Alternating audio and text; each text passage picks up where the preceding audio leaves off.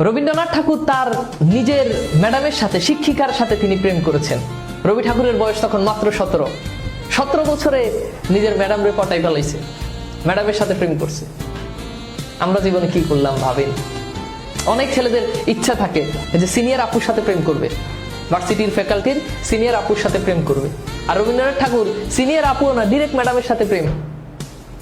তো এই প্রেম যার সাথে হয়েছে তার নাম ছিল অন্নদা তর্খদ।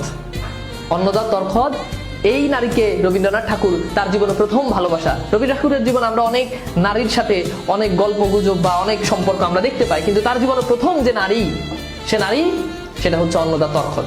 এই অন্নদা তর্খদকে তিনি ভালোবেসে নাম দিয়েছিলেন নলিনী। এবং তিনি শুধু নাম দিয়েই শেষ না, এই নলিনীকে নিয়ে তিনি বিভিন্ন লেখালেখি পর্যন্ত করেছেন। এবং 1984 সালে তার যে গদ্য নাটক, একটা গদ্য নাটক তিনি এই নলিনী নামে বের করেছেন, সেই নারীকে ইন্ডিকেট করে তিনি এটা লিখেছেন। তো এই প্রেম কিভাবে হলো? রবি ঠাকুরকে পরিবার থেকে সিদ্ধান্ত নেওয়া হলো তাকে ব্রিটেনে পাঠানো হবে।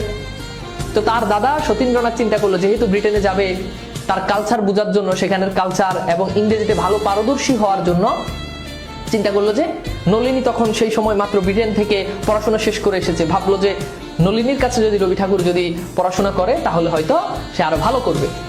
তখন মুম্বাইতে নলিনীর বাড়িতে রবি ঠাকুরকে পাঠানো হলো, বয়স মাত্র 17 বছর।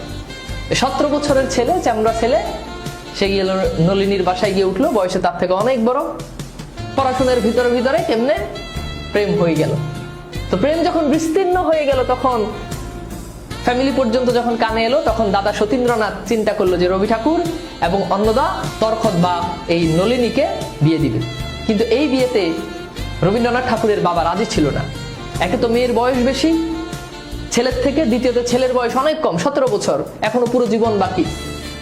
তো এই জন্য পরবর্তীতে তাদের দুজনের আর বিয়ে হয়নি। এবং তাদের দুজনের ভিতরে যে প্রেম ছিল, এটা আমরা সাহিত্যে অনেকভাবে দেখতে পাই। যেমন এই নলিনী রবি ঠাকুরকে নিয়ে বলেছেন যে তোমার গান শুনে মনে হচ্ছে আমার মৃত্যুসজ্জার পাশে এই গান শোনানো হলে আমি আবার জীবন ফিরে পাবো। অর্থাৎ রবি ঠাকুরের গান যদি নলিনী মারা যায়, তারপরেও যদি তার কারণে যদি এই গান শোনানো হয়, সে আবার জীবিত হয়ে যাবে।